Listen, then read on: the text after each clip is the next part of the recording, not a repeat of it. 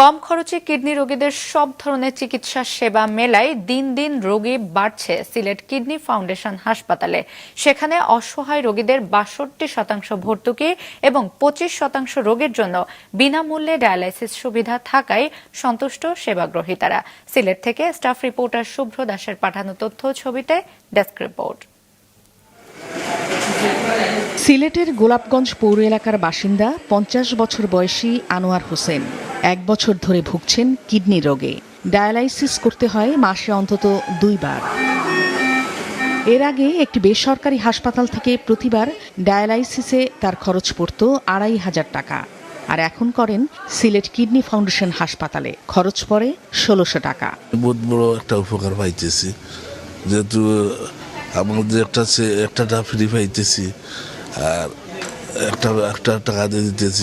আমার তো অর্থ অবস্থা বেশ ভালো নয়, তার ওই হিসাবে মানে অনেক খুশি হয়েছি এবং আনন্দ পাই। আর সামর্থ্যের মধ্যে সিলেট কিডনি ফাউন্ডেশন হাসপাতাল থেকে কিডনি রোগের যাবতীয় চিকিৎসা সেবা পেয়ে সন্তুষ্ট আনোয়ার হোসেনের মতো অনেকেই।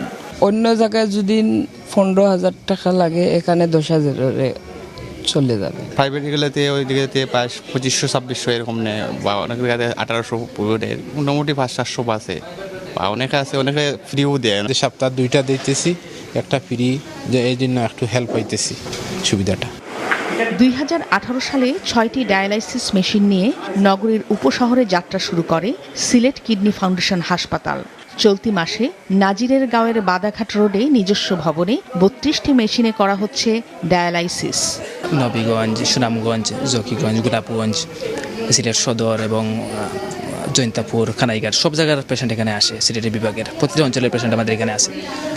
এখানে ম্যাক্সিমাম দেখা যায় আমাদের এখানে যারা অর্থনৈতিকভাবে একটু দুর্বল পেশেন্ট, ওরা এখানে একটু সুবিধা পায়।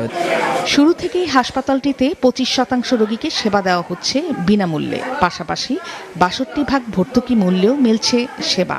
আর্জেন্ট কেয়ারে উইদিন অ্যান আওয়ার আমরা বলতে পারবো যে উনি ইমার্জেন্সি লাইফ থ্রেটেনিং না, ওনাকে চিকিৎসকের বাসায় পাঠানো যায়।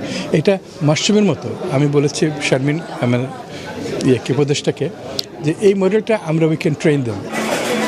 একজন শিশু কিডনি রোগ বিশেষজ্ঞ সহ ৯ জন চিকিৎসক দিয়ে চলছে ১৫০ শয্যার সিলেট কিডনি ফাউন্ডেশন হাসপাতাল। জেলার বিত্তবান মানুষের সহায়তা ও ব্র্যাকের আর্থিক অনুদানে প্রতিষ্ঠিত হয়েছে এটি। মাছরাঙা নিউজ ডেস্ক।